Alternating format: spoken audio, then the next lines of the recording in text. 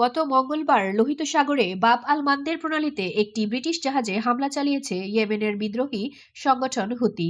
জাহাজটি মার্শাল দ্বীপপুঞ্জের পতাকাবাহী গ্রিক মালিকানাধীন একটি বাল্ক ক্যারিয়ার। এটি একটি ব্রিটিশ জাহাজ। স্টার বাল্ক ক্যারিয়ার দ্বারা পরিচালিত জাহাজটির নাম ব্রিটিশ স্টার নাসিয়া। এই জাহাজটির দিকে 3টি ক্ষেপণাস্ত্র নিক্ষেপ করেছে সশস্ত্র হুতি সংগঠনটি। তার মধ্যে একটি ক্ষেপণাস্ত্র ভূপতিত করেছে কাছেই থাকা মার্কিন নৌবাহিনীর একটি জাহাজ।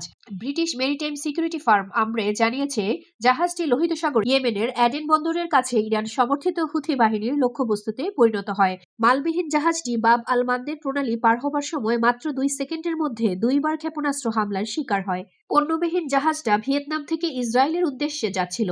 আমরে জানিয়েছে, হামলার কারণে জাহাজটির বডি এবং স্টারবোর্ডের পাশে ক্ষতিগ্রস্ত হয়। তবে ক্ষয়ক্ষতির পরিমাণ কম থাকায় জাহাজটি চলাচলের উপযোগী ছিল। জাহাজটি পরে সুয়েজ খালের দিকে চলে যায়। জাহাজে 24 জন ক্রুদের মধ্যে 3 জন ফিলিপিনো, 20 জন ইউক্রেনীয় এবং 1 জন জর্জিয়ার নাগরিক ছিল। কোনো গ্রিক নাগরিক সেখানে ছিল না।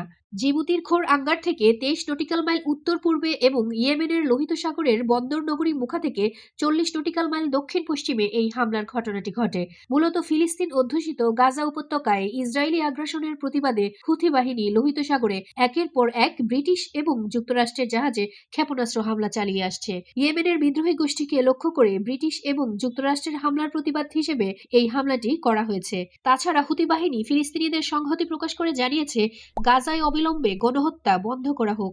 তারা এও বলেছে, যতক্ষণ পর্যন্ত গাজায় পর্যাপ্ত খাদ্য এবং ঔষধ সরবরাহ স্বাভাবিক হবে না, ততক্ষণ পর্যন্ত আমাদের এই হামলা অব্যাহত থাকবে।